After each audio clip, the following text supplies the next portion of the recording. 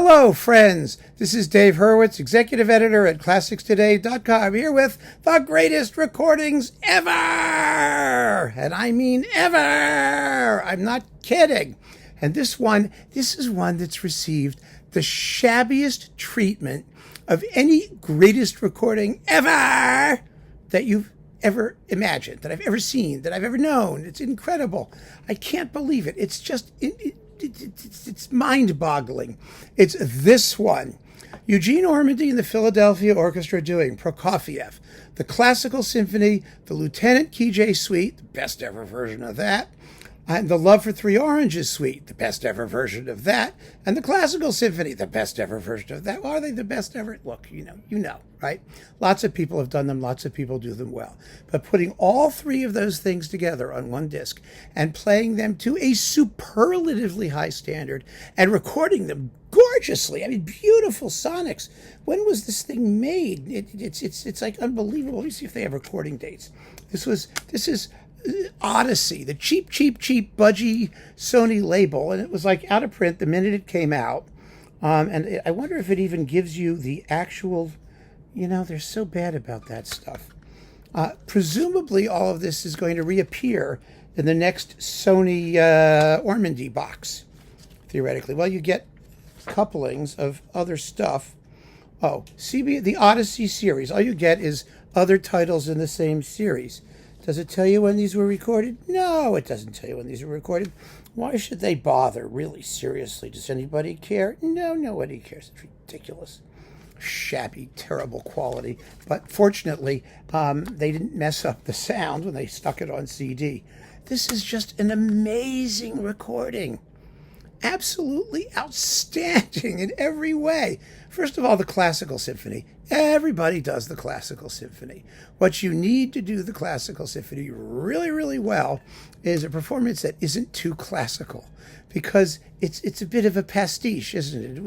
It was Prokofiev's conservatory effort to write Haydn, sort of, kind of. And it needs to be played with extraordinary virtuosity, but a certain relaxed geniality. You just don't want to rip through it as quickly as possible. The finale particularly has the flute parts from hell. I've talked about them before, and happily I have friends who are flutists or flautists, whichever you prefer, and they talk about, it's a double flute part where it's going, it's an accompaniment to the violin part. The violins are going, while the flutes go, and it's like unplayable. And so they have to fake it. And they got to fake it well. Oh, they fake it so well here, if that's what they're doing. I don't know. But the other two pieces, Lieutenant Kijé, enormously popular. Lots of fine performances, right? You got George Sell did it, and Reiner did it, and Abbado did it, and everybody's done it. And it's foolproof. It's absolutely wonderful, and it's got that incredible troika.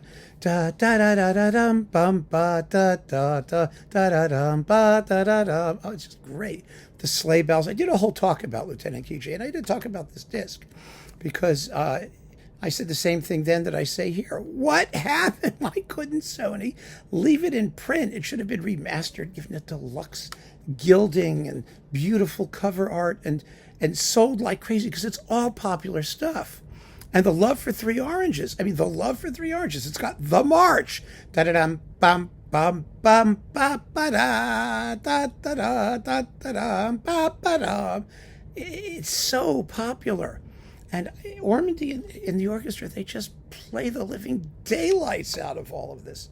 Ormandy was great with Russian music. Prokofiev was one of his choice composers, although I'm not as fond of his recordings of some of the symphonies.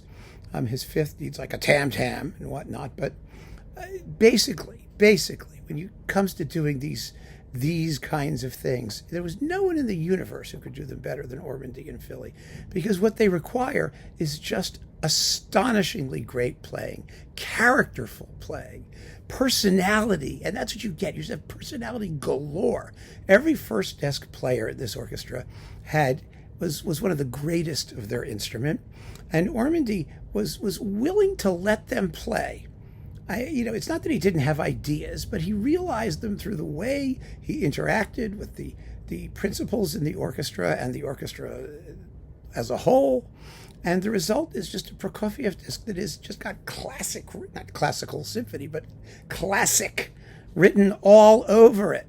And it, like I said, has been given just the worst treatment by Sony Classical. It is so weird that nobody realized just how great this is and how well they could have sold it, because it's all music that's popular and stuff that people would love and that they know. But no, it was released in this super budget format for a while, then it disappeared, never to be seen again. Of course, yes, there was the Japanese Ormandy Prokofiev box, which I have sitting. It's right over here, actually. This stuff is in there. And, it's going to come back in the Gazonga Ormandy, Philadelphia box, presumably.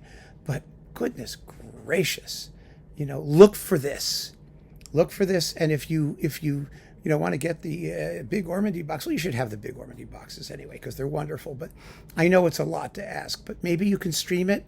Maybe somebody can find this for streaming. That would be really great. Because, well, what can I tell you? It's certainly one of the greatest discs ever, hands down. So keep on listening, friends, and thank you for joining me. Take care.